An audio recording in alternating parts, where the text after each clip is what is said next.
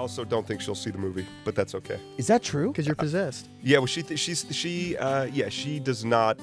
Yeah, she doesn't want to see the movie. Why? I think it goes against a lot of her very strong religious beliefs. Ever wonder what went on behind the scenes of that unforgettable Italian summer romance? Get ready, here are 20 facts about Call Me By Your Name you might not have known. Call me by your name and I'll call you by mine. Number 1. From book to screen. Adapted from Andre Aciman's 2007 novel, Call Me By Your Name retains much of the book's reflective tone and emotional depth. The project took shape when the production team approached screenwriter James Ivory, who was fascinated by the tender coming-of-age story. Ivory's Oscar-winning screenplay captures the novel's evocative atmosphere while trimming certain narrative elements for cinematic impact. Number 2. Quick filming schedule. Surprisingly, principal photography wrapped in just 34 days. The short production schedule demanded efficiency from cast and crew, who had to quickly settle into Crema, Italy's quiet rhythm. Director Luca Guadagnino believed the compressed timeline would accentuate the intensity of Elio and Oliver's bond, avoiding long gaps that might break the evolving chemistry on set. Number 3. Filmed in order. Unlike many films that shoot out of order, Call Me By Your Name was filmed chronologically to mirror the growing connection between Elio, Timothée Chalamet, and Oliver, Armie Hammer. No, you take this. No, you take it. Nah, you do it. It's a love story. It's basically, I play a graduate student who's finishing up his doctoral thesis and goes to stay with a family, a very well-educated, sort of like polyglot family, of which Timothy plays Elio, their son. And over the course of this beautiful summer, you just get to watch two human beings fall in love with each other. And it's Who wouldn't fall in love with this guy right here, right? Yeah. This approach helped the actors experience each scene's progression naturally, strengthening their portrayals of two individuals discovering love and grappling with transformation over one languid summer.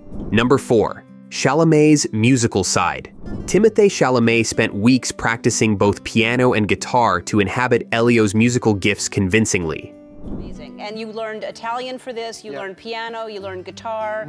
I mean, he's got all kinds of skills that you don't even know about. No, I mean, well, What the hell does that mean? Since Elio's sensitivity and artistic leanings are central to his character, Chalamet aimed for genuine performances of Bach and other pieces featured in the film. His dedication included developing a repertoire that would reflect Elio's eclectic tastes and intellectual upbringing. Number 5. Language practice. Before production, Chalamet honed not only his piano skills but also brushed up on French and Italian. Because Elio is multilingual, these linguistic elements were important for authenticity. Scenes where Elio switches between languages underscore the character's cosmopolitan upbringing, illustrating the refined yet free-spirited environment his parents created in their Italian villa. Number 6. Hammer's wardrobe problems.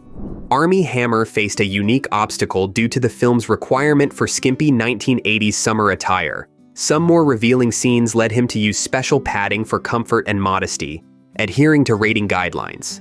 This detail highlights the movie's balance between realism and tasteful restraint in portraying the character's intimacy without overshadowing the emotional core. Number 7. That ending was unscripted.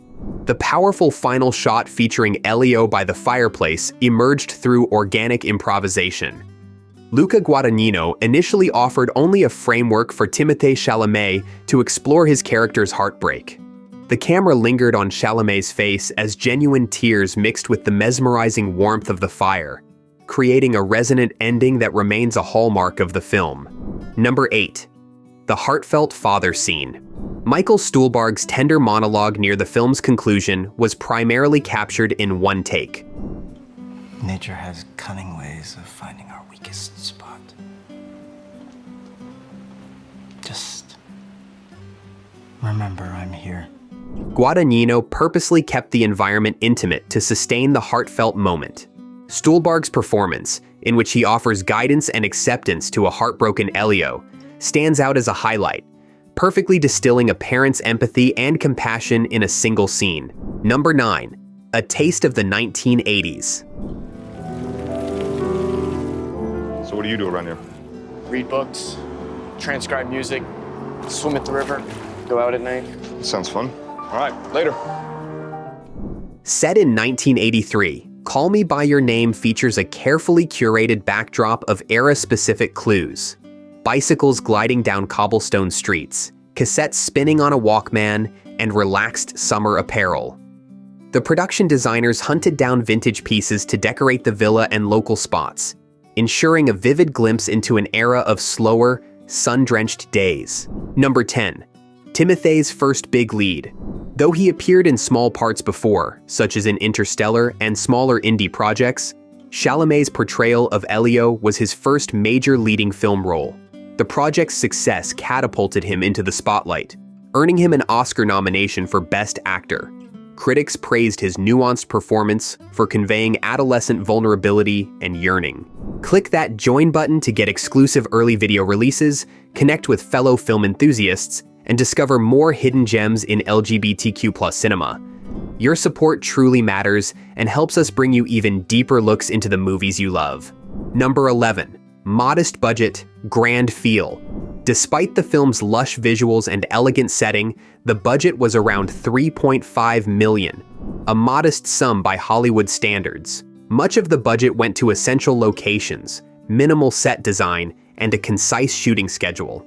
Guadagnino's use of natural light and local Italian resources allowed the film to appear grander than its limited funds might suggest. Number 12. Suf John Stevens' musical touch. Singer-songwriter Suf John Stevens provided 2 original tracks, Mystery of Love and Visions of Gideon, which elegantly framed the emotional arc of the story. His introspective lyrics and gentle melodies capture Elio's inner conflict and longing. Mystery of Love received an Oscar nomination for Best Original Song, contributing to the film's overall critical acclaim. Number 13. Guadagnino's familiar places. Director Luca Guadagnino, an Italian native, chose to set the film in Crema, a place he knew intimately. Shooting in locations he personally frequented brought a sense of authenticity to every scene. He and the crew leveraged the town's historic architecture and gorgeous countryside, grounding the story's aesthetic in the tangible beauty of northern Italy. Number 14. Writer's special appearance. Fans of the novel may catch a blink and you'll miss it cameo from Andre Aciman, who appears briefly in a local scene. His presence is an affectionate nod to the source material's origins, honoring the story he first penned. This Easter egg underscores the collaborative nature of literary adaptations, celebrating the union of author and filmmakers. Number 15. Softened peach scene. One of the book's most notable scenes involves Elio in a moment of intimate self-discovery involving a peach. In the film, the sequence is somewhat toned down compared to the novel.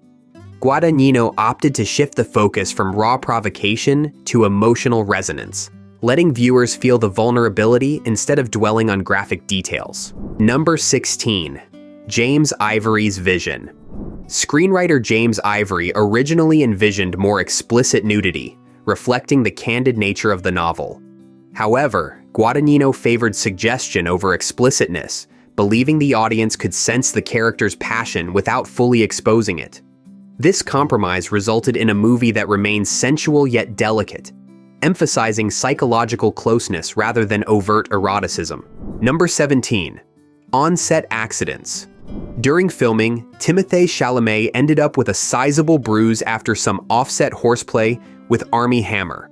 Instead of hiding it, the creative team worked with the injury when it appeared in shots, adding an accidental dose of realism.